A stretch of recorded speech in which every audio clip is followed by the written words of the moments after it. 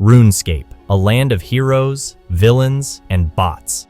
For 2 decades, Jagex has been locked in a never-ending battle against bot creators. But something feels different lately. Bots aren't just lurking in the shadows anymore. They're making their way to the front page of the high scores. And today, we're diving into the case of the bots. With the release of leagues, world changes have unintentionally caused a bot migration, concentrating them into regular game worlds and making an already bad situation even worse. The Slayer Tower has become ground zero for this infestation, with gargoyles being a prime example. Finding a world without 2 to 4 bots camping gargoyles is nearly impossible. You can hop a dozen times, and they'll still be there, like a plague that refuses to go away. Most of them are equipped in typical bot gear, unremarkable equipment, predictable movements, and no interaction with anyone. I've seen bots decked out in full Guthan's obsidian gear, dragonfire shields, and whips. They all share the same traits: 75 Slayer, ridiculously high combat stats, and of course, that signature bot behavior, standing in one spot, grinding away without a word. It's as if someone hit copy-paste on hundreds of accounts.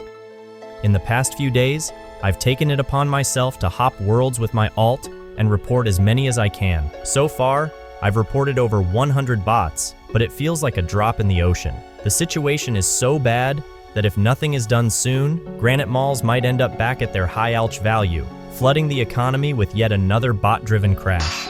What's even stranger is the granite mall market. The grand exchange price is rising, which makes no sense. You'd think with all these bots farming gargoyles non-stop, the market would be flooded and prices would plummet. Instead, they're climbing. Are these bots manipulating the prices somehow? The League worlds may be temporary, but their impact on regular servers is anything but. Let me give you another example.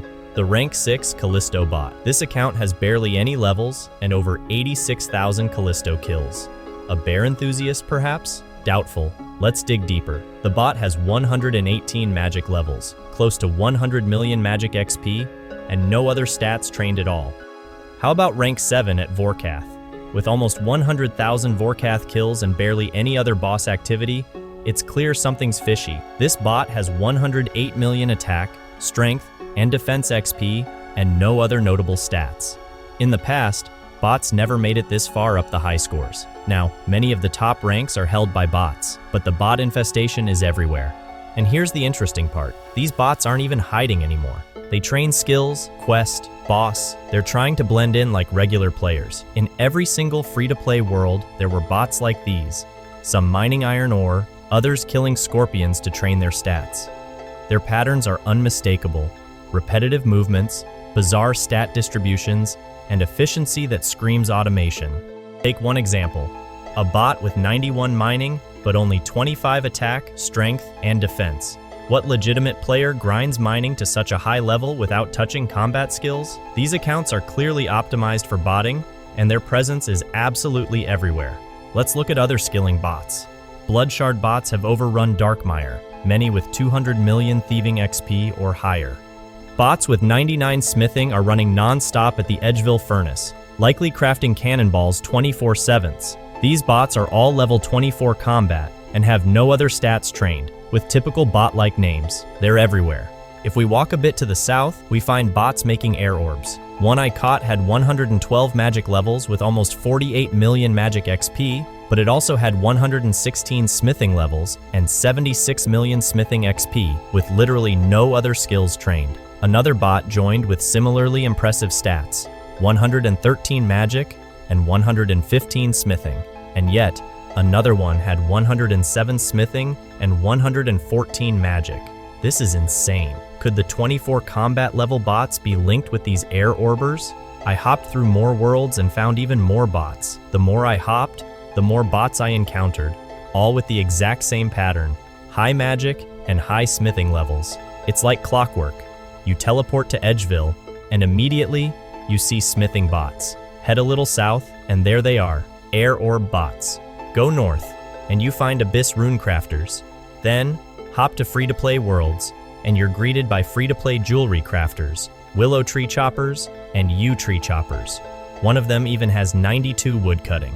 Hop back to pay-to-play, and what do we find? Combat bots. Edgeville is a small area, but it's absolutely packed with bots. No matter where you go, you see them. But here's the real question. How is it possible to have bots with over 20 million XP? How about those with over 100 million XP? It's mind-boggling. The sheer scale of these bots and the time they've put in doesn't make sense for a legitimate player, and it raises a troubling question. How are they getting away with this? And what is being done to stop it? There's also a plague of rune-crafting bots farming nature runes from various locations, with their XP creeping dangerously close to max. Level 3 shot bots grinding away for months, untouched. How does this happen? Why are bots more embedded than ever? The answer lies in 3 factors. 1. Sophistication. Bot creators are using AI tools to program smarter, more human-like behaviors. Technologies like ChatGPT make script writing faster and more advanced. 2. Under-resourced detection.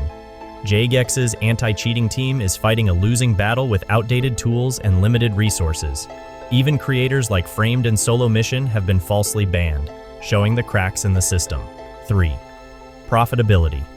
Bots farming high-value items or dominating boss leaderboards aren't just grinding for fun.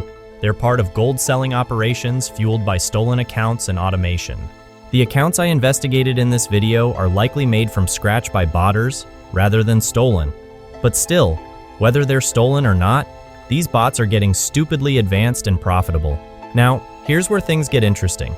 Jagex recently announced the removal of the legacy Java client. For many players, this is just a technical update. But for botters, it's a seismic shift. Why? Because most bot scripts and clients were designed for the Java version. Removing it forces bot creators to adapt, or perish. The sad part is that advanced bots are already migrating to more secure clients like RuneLite, or even developing undetectable solutions built on C++. The removal of Java won't eliminate botting overnight, but it's a blow to older, less sophisticated bots.